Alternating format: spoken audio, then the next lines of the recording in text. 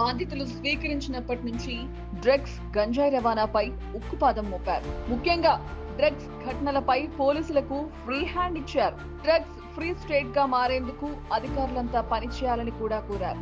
ఈ క్రమంలోనే ఎక్కడైనా డ్రగ్స్ అమ్మినా కొనుగోలు చేసినా కూడా అలాంటి ఘటనలు పోలీసులకు చెప్పాలని కూడా తెలిపారు. హైదరాబాద్ పోలీసులు డ్రగ్స్ గంజాయిపై ఘటనలపై సీరియస్ గా చర్యలు చేపట్టారు.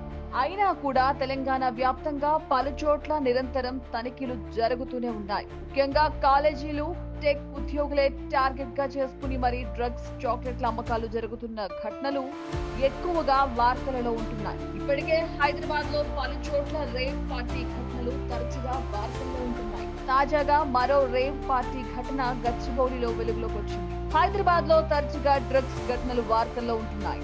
పోలీసులు రేవ్ పార్టీలు, డ్రగ్స్ ఘటనలపై ఎన్ని చర్యలు తీసుకున్నా కూడా సీక్రెట్ గా రేవ్ పార్టీలు మాత్రం ఆగడం లేదు. తాజాగా గచ్చిబౌలిలోని ఓ గెస్ట్ హౌస్ లో రేవ్ పార్టీ నిర్వహిస్తున్నట్లు పోలీసులకు సమాచారం అందింది. దీంతో స్పెషల్ ఎస్ఓటీ పోలీసులు రంగంలోకి దిగి రేవ్ పార్టీని భగ్నం చేశారు.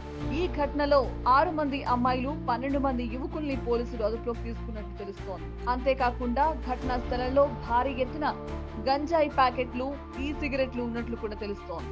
రేవ్ పార్టీని కొంతమంది టెక్కీలు కలిసి స్పాన్సర్ చేసినట్లు కూడా తెలుస్తోంది. అలాగే అక్కడున్న యువతీ యువకులు గంజాయిని గుప్పుమంటూ పీల్చుకుంటూ పార్టీని ఎంజాయ్ చేస్తున్నారట. ఈ నేపథ్యంలో పోలీసులు ఇంత భారీ ఎత్తున గంజాయి ఎవరు తీసుకొచ్చారు, దీని వెనుక ఎవరున్నారు అనే దానిపై ఆరా తీస్తున్నారు. ప్రస్తుతానికి ఎస్ఓటీ పోలీసులు యువతీ యువకులను అదుపులోకి తీసుకుని విచారణ చేపట్టారు. ఈ ఘటనతో మరోసారి రేవ్ పార్టీ ఘటన హైదరాబాద్ లో రచ్చగా మారింది.